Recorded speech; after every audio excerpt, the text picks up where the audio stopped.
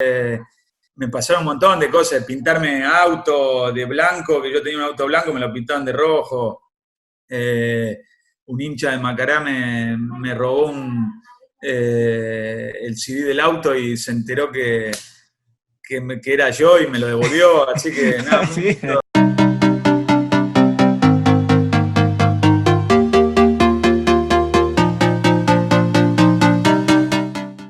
Y en un torneo, en un petit torneo como este de 6 fechas. Botero remató, Botero, gol. ¡Gol!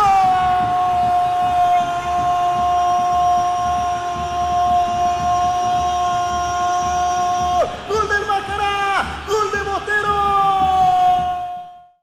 Cristian José Botero Aba, exfutbolista argentino-ecuatoriano que llegó a nuestro país en 1999 para hacer historia en Macará de Ambato, donde fuese goleador del torneo en dicha temporada con 25 dianas.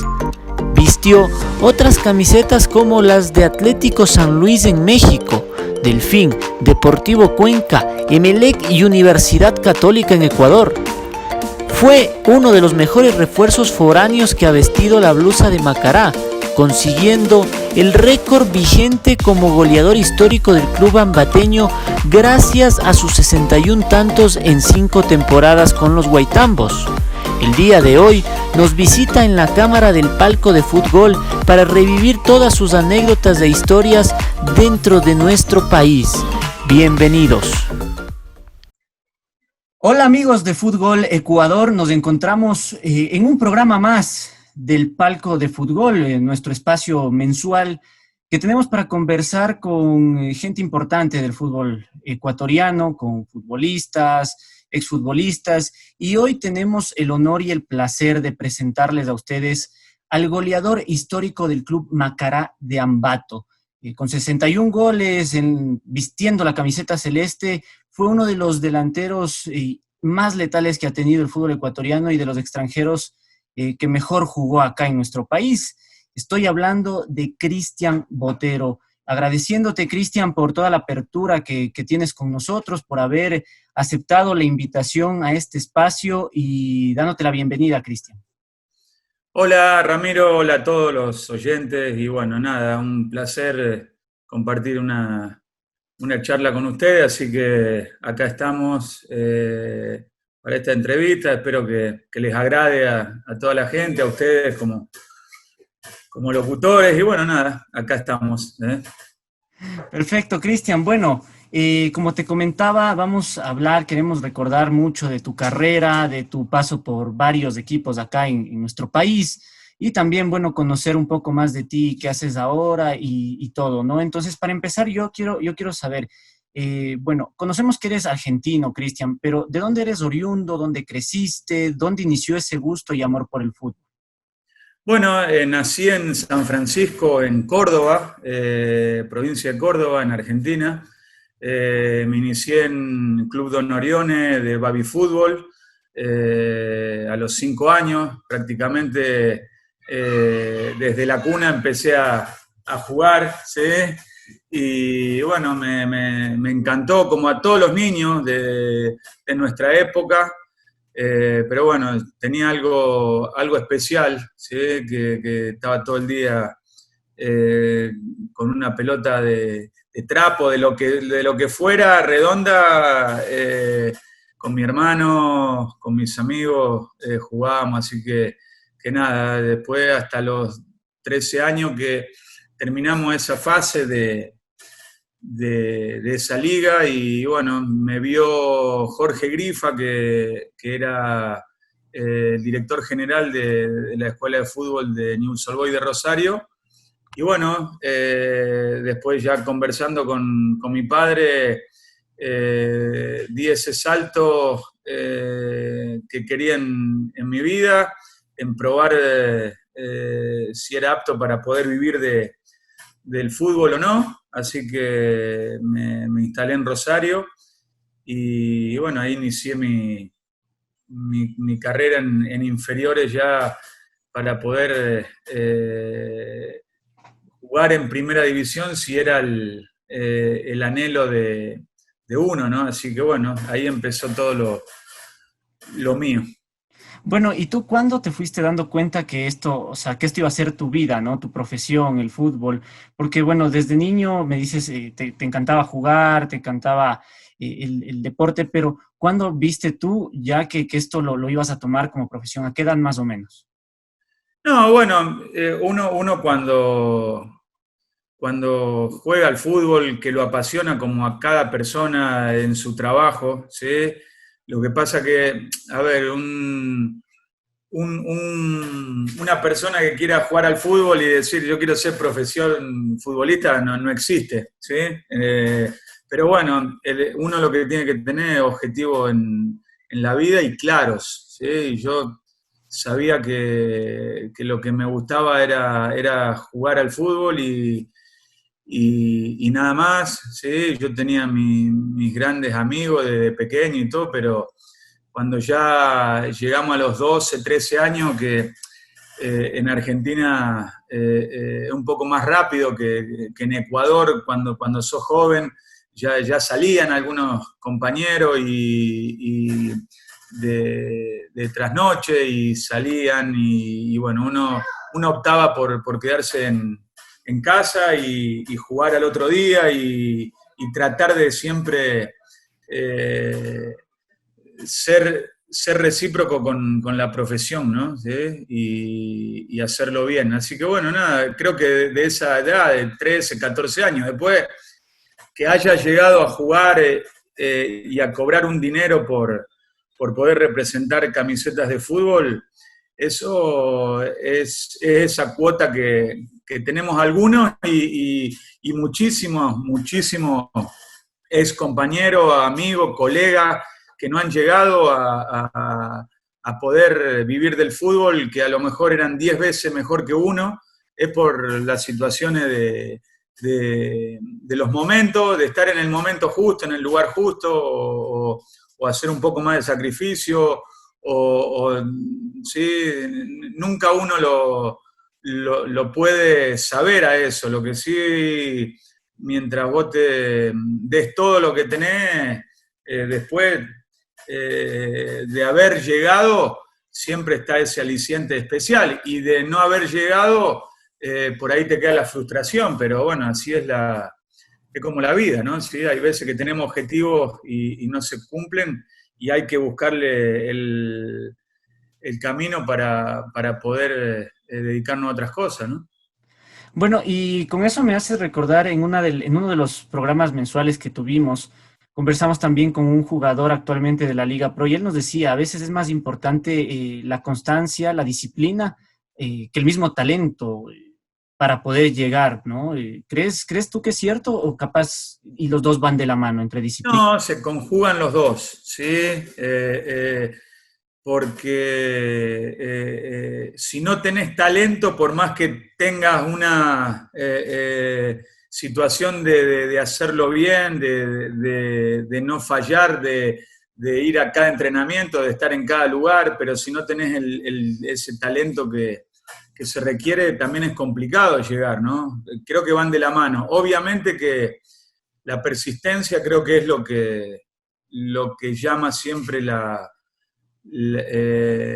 atención de la gente, ¿no? Te estoy hablando en lo que es fútbol, ¿no? Como en cualquier trabajo, ¿no? Cuando te ve alguien que es el jefe tuyo, en este caso era el entrenador o el director de inferiores, que te veía y decía, che, este tiene el mismo talento que él, pero la persistencia por ahí, me voy por él. Y lo cuentan muchos entrenadores y mucha gente que ha tenido jóvenes de pequeño, ¿no? Que se han equivocado y mucho, pero también se trata de eso, ¿no? De equivocarte obviamente lo menos posible, pero muchos achacan siempre a un director de inferiores de Italia, que cuando el papá de Messi lo quiso llevar a su hijo allá para que le puedan dar lo que él necesitaba, las inyecciones y seguramente que este director general le habrá expuesto a los dirigentes que tenía este jugador, que era muy pequeño, pero que tenía habilidades y todo, y tenía talento y persistencia, pero él no tenía la varita mágica como para decir este va a ser un crack, ¿no es cierto? Claro. Y el ejemplo es muy claro. Después cuando Messi, se enteraron de que Messi había estado en ese lugar, en Italia, echaron al director de esas inferiores. Y ahí es una pausa, ¿no? Sería, ¿qué es lo que puedo hacer yo bien o mal? Pero siempre uno, como cada jugador de fútbol, como cada entrenador, como cada preparador físico, quiere lo mejor para su club. En este caso, bueno, no salió bien, pero porque también hay unos directivos que te dan el ok o te bajan el pulgar, ¿no?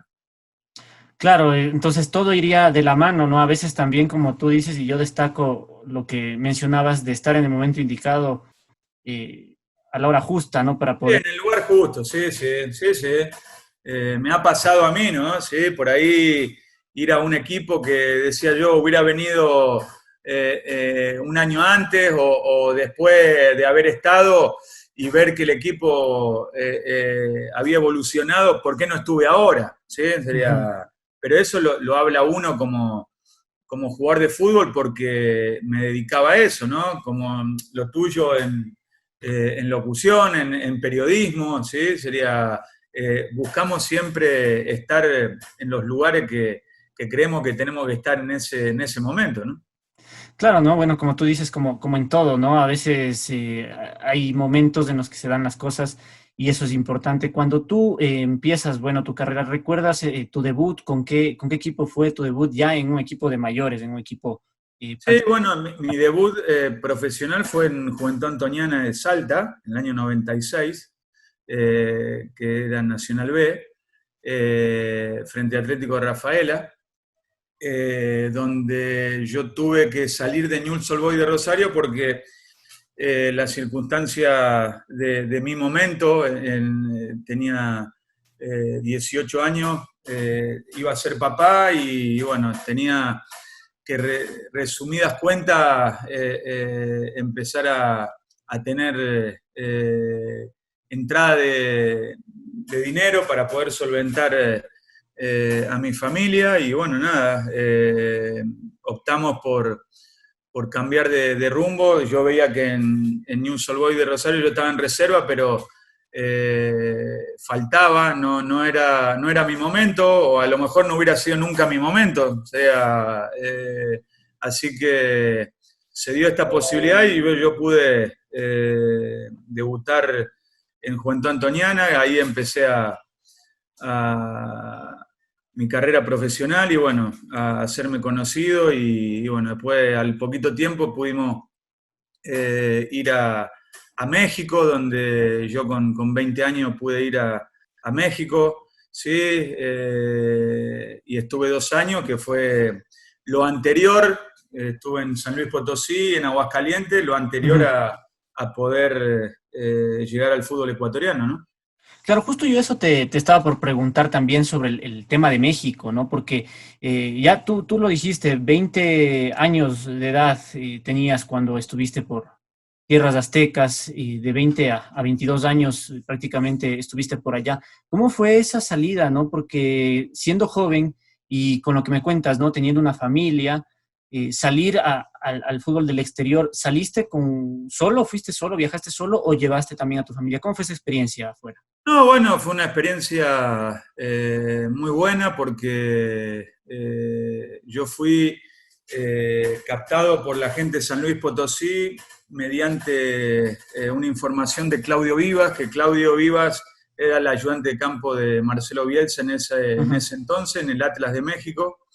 Estaban solicitando y buscando jugadores jóvenes con proyección y bueno, él me había tenido en inferiores en Newell y siempre me había tenido un respeto muy, muy bueno como jugador, así que bueno, él me hizo una llamada y como yo estaba jugando en Juventud Antoniana en Nacional B, se pudo a ser más fuerte porque era joven y bueno, y en México, que era Primera A, ¿no? Que era la segunda división, estaban buscando jugadores jóvenes, pero que pudieran pagar también, ¿no? ¿Sí? Así que fue una posibilidad casi única y la aproveché y me instalé en México y al poquito tiempo fue mi señora y bueno, fueron casi 2 años de mucha experiencia que me sirvió, yo siendo joven, pero calculá que yo hacía de los 13 años que vivía prácticamente fuera de mi familia, así que ya tenía una experiencia más que todo por buscar ese objetivo que era sentarme en el fútbol profesional, ¿no? Así que fue muy bueno. Bueno, y de esa experiencia en México, como tú dices, fue una muy, muy buena experiencia. El fútbol es diferente, ¿no? Los estilos de juego, tal vez un poco hasta la parte táctica y técnica en el balompié azteca es diferente al argentino y es diferente, obviamente, al ecuatoriano. ¿Qué rescatas tú de tu paso por México? ¿En qué crees que esa etapa allá en México te ayudó para tu fútbol desde la parte técnica o táctica, Cristian? No, bueno, en sí, lo que yo vi cuando estuvo la posibilidad de ir a Macará, al fútbol ecuatoriano, en el año 99, fue que lo que yo más conocía, obviamente, no estaba lo que está hoy en las redes, el internet, no existía nada de eso, ¿sí? Ustedes ni habían nacido, ¿sí? Pero nosotros era el teléfono y una vez por semana hablar con el papá o la mamá, ¿no? Y no tenías idea de nada más de lo que uno veía por televisión, ¿no? Muy pocos canales que había, y yo del fútbol ecuatoriano, de Ecuador en sí, no tenía referencia. Y la posibilidad cuando se da, a mí me llamó la atención que, bueno, estaba un baluarte como Ale Aguinaga, que después me tocó conocerlo como persona, era ídolo en Necaxa, en México muchos años, era un referente. Sí. Estaba Iván Hurtado, estaba el Tim Delgado, también en Necaxa, que hacía poco que había llegado. Y bueno, eso me hizo pensar que la posibilidad que yo tenía en el fútbol ecuatoriano en primera división era volver de mi pensamiento, ¿no? Por eso uno nunca puede tener la varita mágica, y menos en el fútbol o en cualquier otra competencia o como la quieras llamar, ¿no? En lo que respecta al deporte, ¿no? ¿Sí? O sea, yo decía, no, voy al fútbol ecuatoriano, acá en 2 años hice 25 goles, pero no me sirvieron, porque de primera A a primera división había un trecho es un trecho muy grande en el fútbol mexicano. Y puedo ir al fútbol ecuatoriano y que me vaya bien, que haga 10 goles, 12 goles y poder volver al fútbol mexicano, porque la carta pase, cuando en esa época se hablaba así, el equipo de México tenía el 50%, así que yo tenía esa idea, ¿no? Ese anhelo. Así que bueno, después cuando yo fui a Ecuador cambió toda mi carrera, ¿no? Que bueno, ya es conocido, ¿no? Porque hice prácticamente todo en Ecuador, pero en ese momento fue mi pensamiento, ¿no? Jugar en el fútbol ecuatoriano, poder volver al fútbol mexicano y poder instalarme en algún equipo de primera división, que no era nada que ver como es hoy en día, que prácticamente tácticamente el fútbol ecuatoriano y el mexicano es muy similar. Hoy en día, puedo hablar yo del 2006 en adelante. En la época que yo jugaba, que yo llegué a fin de año del año 96, el fútbol mexicano era todo atacamos, todo defendemos, ¿sí? Era muy, muy regular. Yo tengo de joven que los partidos siempre terminan 5-3, 4-3, 4-2, 5-4, ¿sí? Y hizo un quiebre, creo que de cuando la Volpe llegó al fútbol mexicano y inventó ese 3-4-3 o 3-5-1, como lo quiera llamar, pero dio más tácticamente a las defensas del fútbol mexicano para que no se vayan siempre, porque en el fútbol es muy complicado atacar todo el tiempo, ¿sí? No podés atacar 90 minutos, y en México se juega así, sería, la referencia era el arco rival, pero los entrenadores no te entrenaban nunca para cómo tenías que defender, porque para tener un buen ataque necesitas defender, ¿entendés? ¿Sí? Y bueno, en el fútbol mexicano era complicado en esa situación. Cuando yo llegué al fútbol ecuatoriano, era totalmente diferente, porque al equipo que yo llegué, calculá que en el año 99 había 12 equipos, Macará había ascendido después de 10 años, que había prácticamente desaparecido, ascendió a primera división, era la ovejita negra del fútbol ecuatoriano y era candidato a descender, y justo ese año descendían 3, así que calculá, yo no sabía en realidad, en verdad, siempre lo he dicho, dónde yo llegaba, porque no es que hoy en día, con todo lo que se hizo, ¿sí? en los últimos años y desde que Macará volvió en el 99, ¿sí? Macará creció en nombre y creció en institución, ¿no? Y eso es muy bueno. Y ni hablar de estos últimos años, ¿no? Que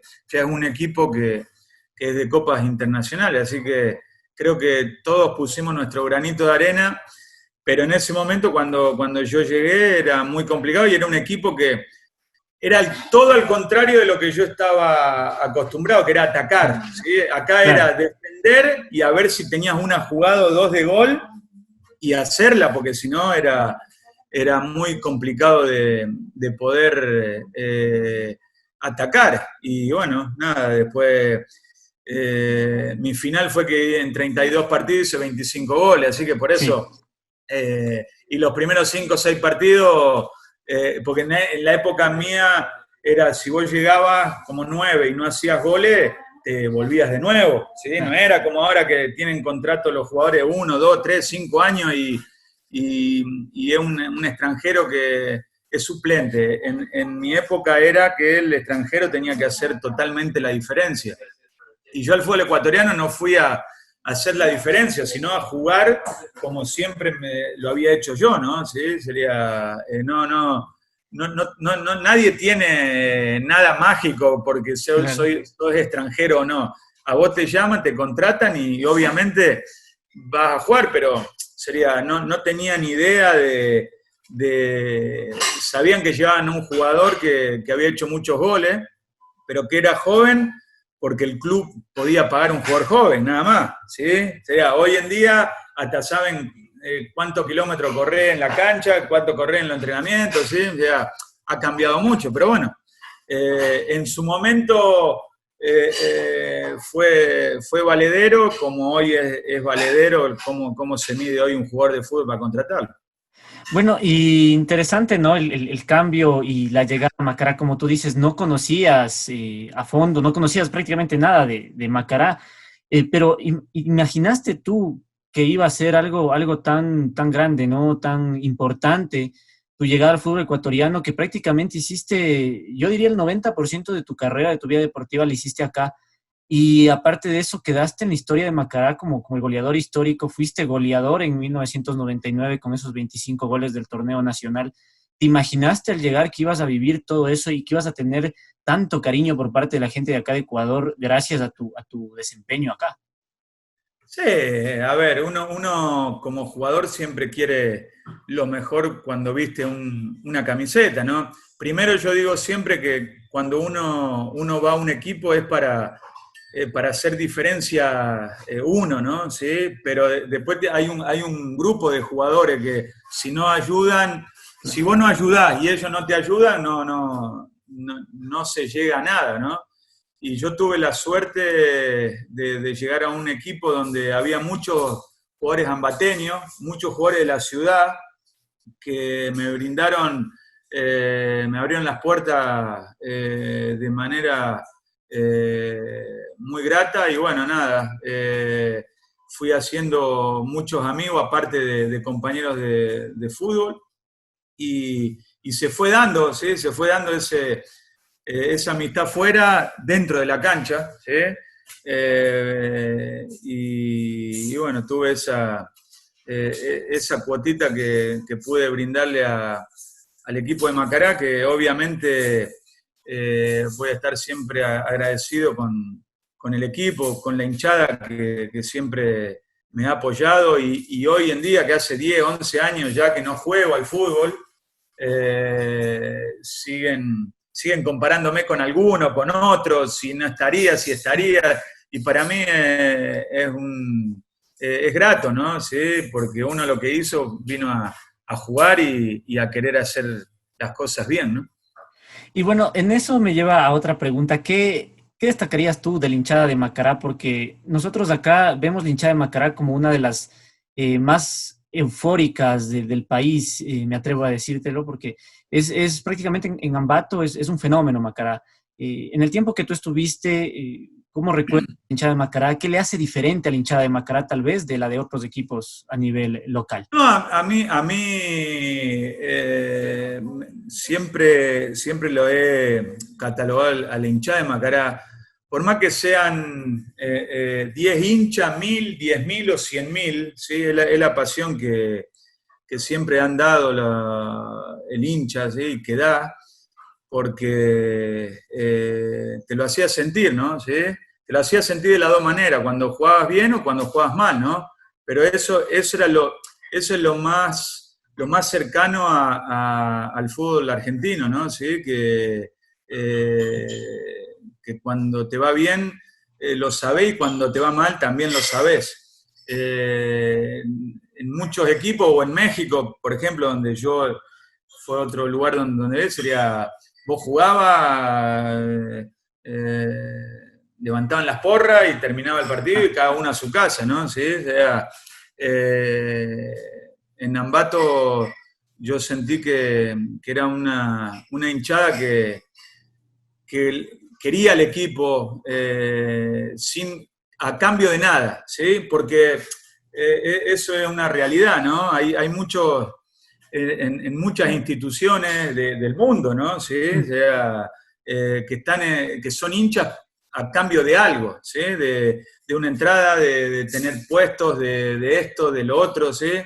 Y el hincha de Macará, y me consta que no han pedido nunca ni una bandera, ¿sí? Ni una entrada, y eso da, no da a entender, sino asegura que el hincha, si te recrimina esos ultras o muchas hinchadas que han salido en los últimos años, lo hacen por el cariño al equipo, ¿no? Bueno, sí, así es, son hinchadas muy eufóricas y como tú dices, y rescato también ahí la parte que tú dices, ¿no? Un hincha que da todo a cambio de nada, ¿no? Es interesante. ¿Cuál de las dos? Porque tú estuviste en Macará prácticamente 2 periodos. El primero cuando llegaste del fútbol mexicano y después estuviste otro periodo a pasar por otros equipos ecuatorianos. ¿Cuál de los 2 periodos en Macará crees que fue el mejor para ti?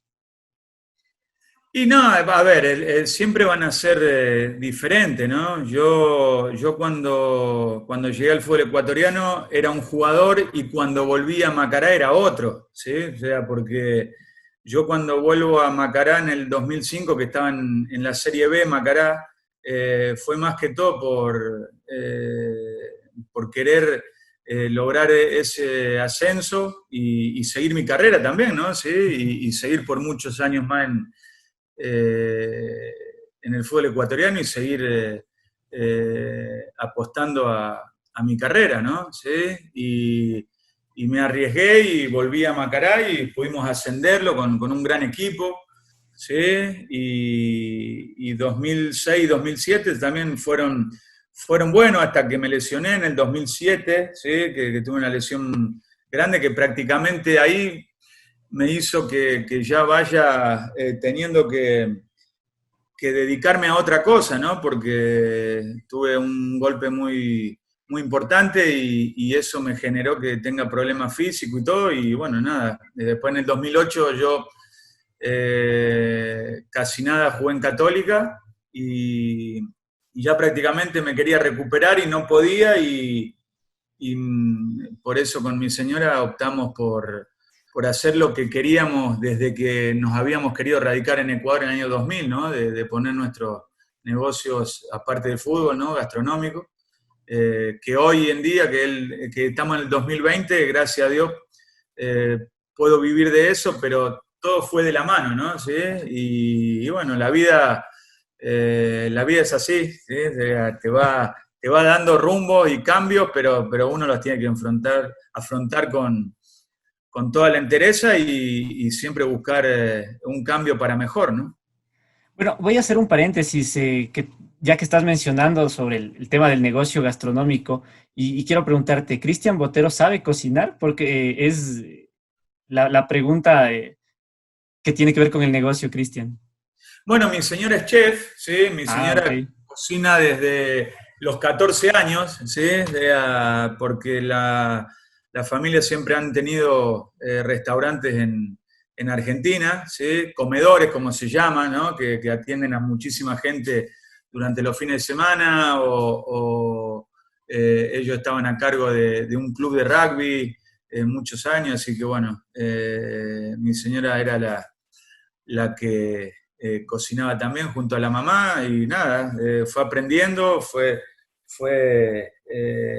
haciendo lo que le gustaba también, porque le encanta lo que es la cocina, y bueno, siempre teníamos ese extra cuando yo dejé el fútbol, ¿no? Porque el jugador de fútbol, la mayoría del jugador de fútbol, podés vivir bien el momento, ¿no? ¿Sí? Salvo casos muy puntuales, pero después del fútbol sigue una vida y todavía uno es joven y tenés que seguir trabajando, ¿no? Así que se adelantó por la lesión que tuve, y después empezó muy bien, y la gente, la primera vez en Ambato, que fue donde lo abrimos, iba porque Cristian Botero había jugado, pero ya la segunda vez iba si la comida era rica, porque si no era rica, por más que sea Messi, Maradona, si la comida es mala, no vuelven. Así que bueno, yo también en eso estoy siempre muy agradecido a la gente de Ambato. Después, cuando me tocó poner en Quito los restaurantes en Manta, siempre va a ser muy recíproco, porque me han tratado siempre muy bien, ¿no? Bueno, y la pregunta aquí, Cristian, ¿qué es lo más importante de una parrillada argentina? ¿Qué no le puede faltar a una parrillada argentina? Mira, los argentinos tenemos tantas cosas que nos creemos, ¿viste? Siempre nos conocen, la parrillada argentina no tiene mucho secreto. Tiene que ser una muy buena carne, ¿sí? Un muy buen carbón prendido, y el que sabe hacerlo, que lo haga de una manera tranquila, pero que esté al punto, ¿sí?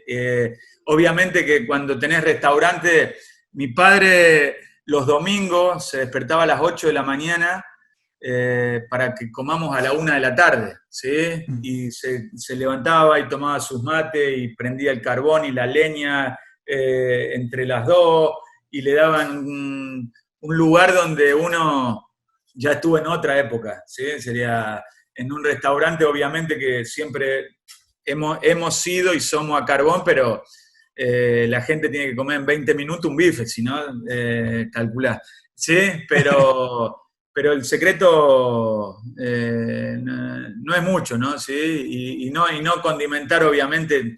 Cuando la carne es buena, no condimentarla mucho, sino lo que se necesita, porque más condimento tiene la carne, más duda tenés que tener de comerla. Por supuesto, ¿no? Para que estén atentos ahí la gente que nos mira también con esa recomendación. Bueno, tu retiro, ¿fue difícil tomar la decisión de retirarse, Cristian? ¿Te costó? No, bueno, Yo nunca me dije no voy a jugar más al fútbol. El tema que yo había recibido un golpe muy fuerte en el oído que me había hecho perder la noción y después me había quedado un ruido que hoy en día lo tengo, ¿sí? Porque es un ruido que se denomina tinnitus, ¿sí? Me hizo perder la estabilidad, todo el orden de la masa encefálica, así que bueno, sí fue muy complicado en mi momento, ¿no? ¿Sí? Y hoy en día, estamos en el 2020, sigue no habiendo cura para esta enfermedad, ¿no? Pero bueno, muy pocos lo saben.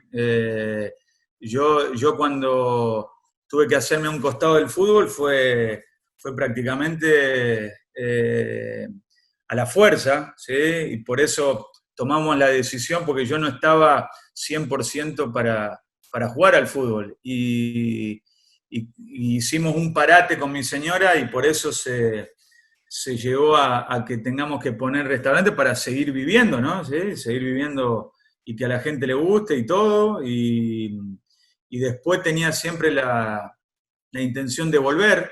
Pero bueno, después nosotros en Ecuador siempre hemos sido extranjeros, ¿sí? Por más que es como mi familia, la gente de Ecuador, de amigos, amigos que los tengo como familia, pero así todo uno era extranjero en Ecuador y nadie te regala nada, ¿sí? Tenés que salir a trabajar, a buscar tu día a día, así que bueno, pudimos lograr poner el restaurante con mucho sacrificio, porque acordate, uno como jugador de fútbol, mientras jugás está todo bien, pero cuando no jugás, para darte un crédito, para darte esto, para darte lo otro, el jugador de fútbol no es sustentable para un crédito, porque no sabe, hoy está jugando y mañana no. Así que hubo muchas complicaciones, pero se logró. Y después tenía la idea de volver al fútbol en cualquier momento, pero como te decía recién, al ser extranjero y mi señora a cargo del negocio, a cargo de los empleados y todo, optamos por yo, cuando ya estaba mejor, que pasaron 6 meses, 8 meses, incluso en el 2010, yo tuve una época que fui a entrenar, unos 15, 20 días a Macará, cuando ese año Macará descendió. No me había gustado cómo estaba ese plantel, por eso no quería, demasiado problema tenía yo interno para meterme en otro problema y por ahí, en realidad, ¿no? Después terminó ese equipo descendiendo con muchas figuras y todo, así que por eso no tuve la intención de volver y seguí en lo mío. Y bueno, después tuve hasta el 2012, 2013, siempre me hablaba más que un equipo para que vuelva a jugar y todo, pero bueno, cuando uno también pierde ese fuego, que el primer año fue muy complicado, también cuando lo perdés al fuego, decís, tengo que volver a entrenar, tengo que volver a concentrar, tengo que volver a viajar, tengo que volver a que me alaben o que me insulten, o que me pongan o que no me pongan, o que el dirigente me pague o que no me pague. Así que bueno, esa decisión se fue haciendo más fácil con el transcurrir de los años.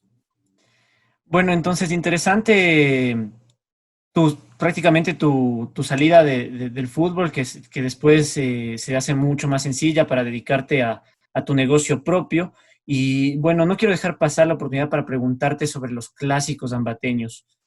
Con la identificación que tienes con Macará, ¿cómo se vivía o cómo era la semana previa, el antes de un clásico ambateño? Porque también entrevistamos a un jugador de la plantilla actual de Macará nosotros hace unos meses, y él nos decía, puedes perder contra cualquiera puedes perder, pero lo que no te perdonan es perder contra tu clásico rival.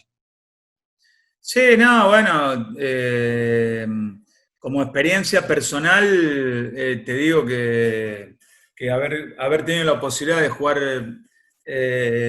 muchos clásicos y en primera, que lo que más recuerdo fue el año 2000, que prácticamente fue, yo jugué los clásicos del año 2000 y después jugué el ascenso del 2005, que le ganamos en esa fase final a Técnico, que le ganamos 3-0 y después cuando ascendimos 1-0, ¿sí? Y los clásicos del 2000. Después, más que partidos amistosos o muchos clásicos que se jugaban ahí, pero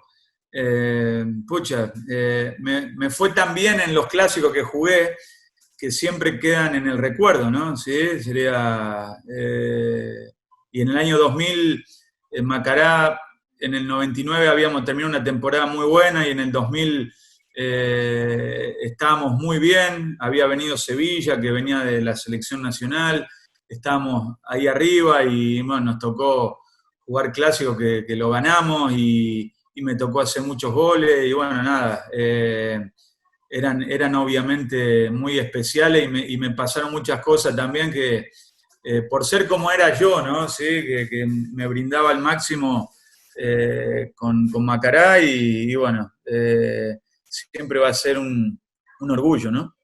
¿Qué gol es el que más recuerdas que convertiste en un clásico, Cristian? O quizá que haya sido el más valioso dentro de los clásicos que tú convertiste.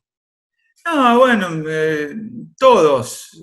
Cada uno tiene su diferencia, pero en sí, cada clásico, los clásicos que me tocó el clásico que me tocó hacer 3 goles, que no es fácil hacer 3 goles en un clásico y después de muchos años que no se jugaba. Ese clásico que a mí me tocó hacer 3 goles, que ganamos 4-2, había mucho en juego, muchas apuestas, hasta Orlando Salazar, que siempre quedó en la mente y siempre me recuerdo que me había dicho que si hacía 4 goles me daba un auto 0 kilómetros y yo lo hice a los 4 goles porque el primero que me anulan antes sí, era lícito, sí. Siempre lo veo, ¿sí? Y bueno, podía haber ganado un auto. Íbamos a ver si me lo iba a dar. Eso nunca lo vamos a saber, ¿no? Pero bueno, nada. Me pasaron un montón de cosas. Pintarme auto de blanco, que yo tenía un auto blanco, me lo pintaban de rojo. Un hincha de Macará me robó el CD del auto y se enteró que era yo y me lo devolvió, así que nada, sí, muchas anécdotas lindas y bueno, creo que eso es lo que te deja el fútbol, ¿no? Después de tantos años, terminás recordando, no, te digo, te lo puedo decir yo, no me acuerdo si ganaba, que no lo ganaba, ¿sí? Mucho dinero, ¿sí? Pero te terminás de no acordando si te quedan debiendo plata, si te quedan debiendo premios, sino de todas esas anécdotas que vos compartiste con compañeros y hinchas que día a día durante 14 años estaban con vos, ¿no? ¿Sí? Porque vos, tu familia empieza cuando uno prácticamente ya no juega, ¿no? Porque no estaba nunca. Yo estoy con mi hija más chiquita de 6 años, que es la que más estoy disfrutando, porque en Matías, que tiene 23, prácticamente yo viajaba para todos lados y lo veía muy poco, aparte del jugador cuando no ganaba, no hacía un gol, estaba enojado, que no quería salir, porque qué me van a decir y todo, ¿sí? Siempre tenemos esa mentalidad que uno se da cuenta que no es valedera cuando deja de jugar al fútbol, pero mientras juega no hablas más de otra cosa que día a día de lo que uno vive, ¿no? Que es el fútbol. Bueno, y ya para ir cerrando la parte deportiva, Cristian, quisiera yo hacerte una pregunta, quizá ponerte a pensar un poco. ¿Quién fue el defensa más difícil de superar con el que te topaste en el fútbol ecuatoriano? Bueno, muchos. Mirá que en mi época, te voy a nombrar que no sé si... lo que pasa es que hoy en día ha cambiado mucho, ¿no? Si vos hablás de hoy en día, te cuesta, porque los jugadores juegan tan poco que juegan bien y se van ya a otro país, o no se quieren. En la época mía que estaba, me tocó enfrentar a Olger Quiñones, ¿sí? Me tocó enfrentar a Byron Tenorio, a Máximo Tenorio, ¿sí?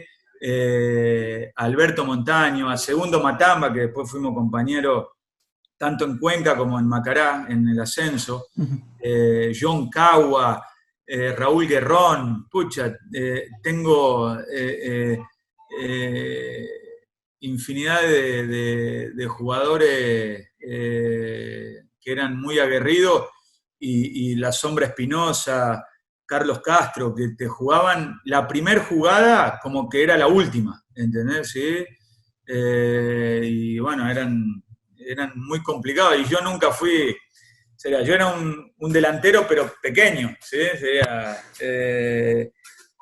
Aunque cuando yo llegué a Macará creían que yo medía 1,80 m, ¿sí?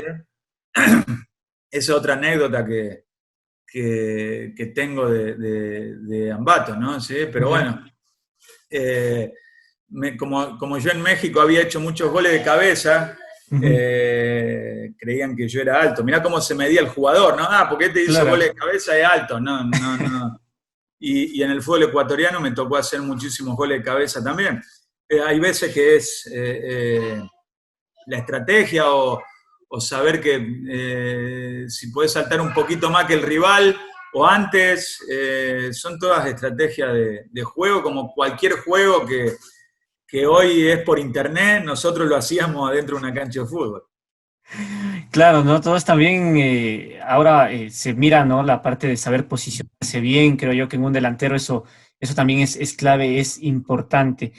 Bueno, y con 61 goles en Macará, quisiera yo también preguntarte, esta pregunta también puede ser un poco complicada, pero quisiera saber de tus compañeros que recuerdes, ¿quién o quiénes fueron los mejores socios para que tú hayas hecho la cantidad de goles que hiciste, Cristian? Bueno, naturalmente Daniel Garrido fue mi compañero de ese año 99 y año 2000, que nos fue muy bien, ¿sí? Me hubiera gustado por ahí cuando volvimos a juntarnos en el 2006 que él hubiera tenido más posibilidades de jugar, y yo tenía certeza que lo íbamos a poder volver a hacer de la misma manera, pero bueno, vuelvo y te repito, por ahí no estaba el entrenador que podía haber juntado como nos juntó en el año 99 y año 2000, ¿sí?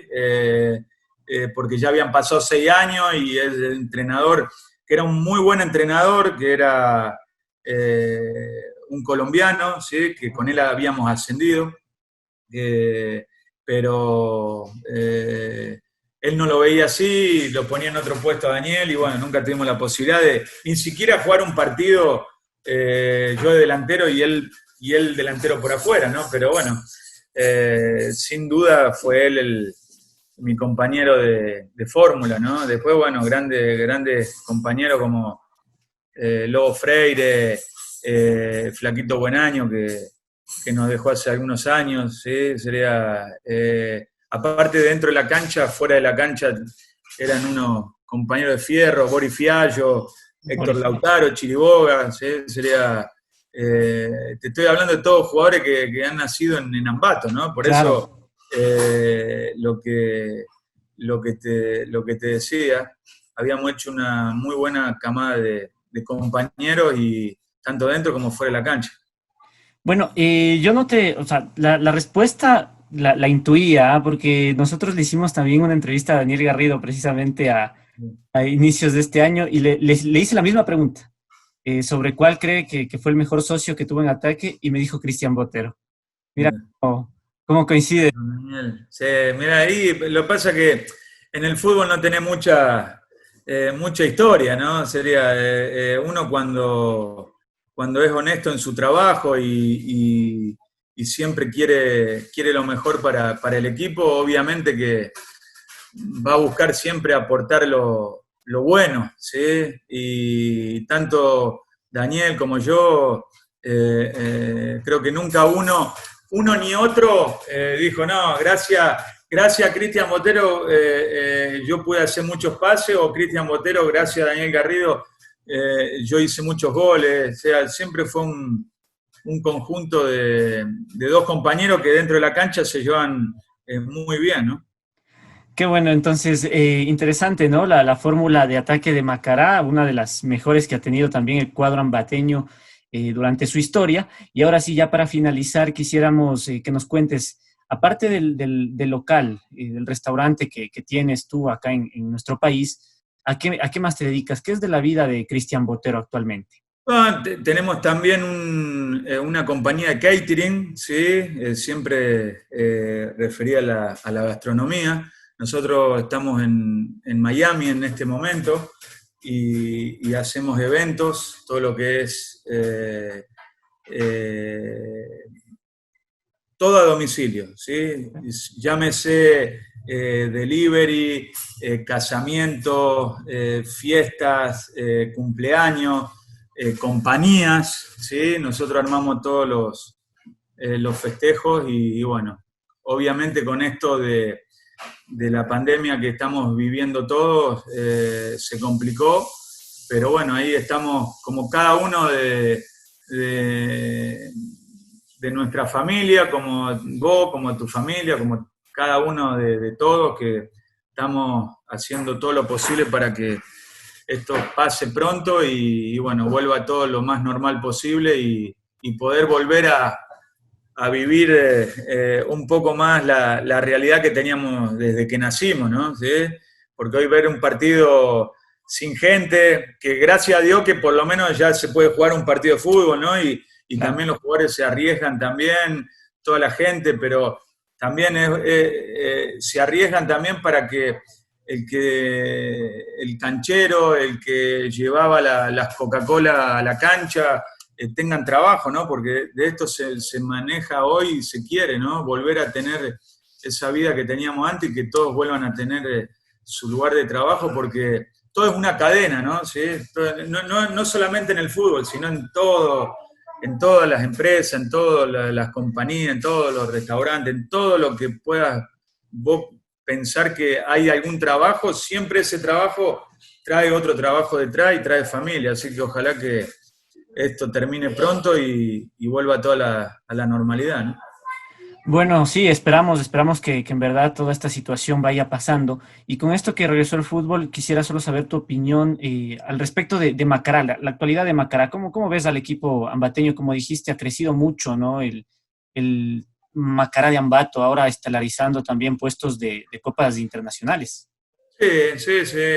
Creo que Macará en los últimos, prácticamente de que volvió a ascender con Paul Vélez, se ha mantenido en los primeros puestos y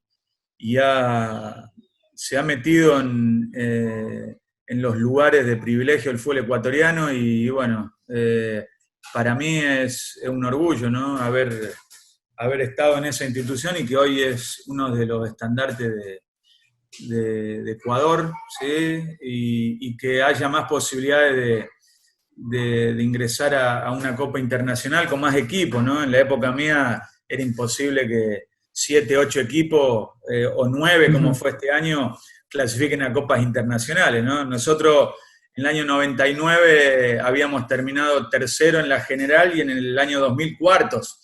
Y no tuvimos ninguna copa y no tuvimos ese privilegio, ¿no? Por eso ha cambiado mucho y para mejor, porque de eso se trata, ¿no? El hincha está más compenetrado en el equipo porque está en copas internacionales y se lo ha merecido Macará, se lo merece y ojalá que pronto, ¿por qué no este año termine con un título, ¿no? Que eso le viene a estos últimos años esquivo y ojalá que como empezó ahora, estos partidos pueda mantenerse. Bueno, así es, el año anterior estuvo muy cerca, esperemos que el cuadro ambateño pueda conseguir muy pronto un título. Bueno, quisiera que finalmente nos ayudes enviándoles un saludo a todos los seguidores de nuestro medio de Fútgol Ecuador y que les agradezcas por mirar tu entrevista. Bueno, les envío un gran saludo a todos los que ven Fútbol Ecuador, ¿sí? y que con estos periodistas que están naciendo como vos, como Juan, que le están metiendo para hacer su carrera también, les vaya bien y que sean baluartes también en su trabajo, ¿no? Que de eso se trata.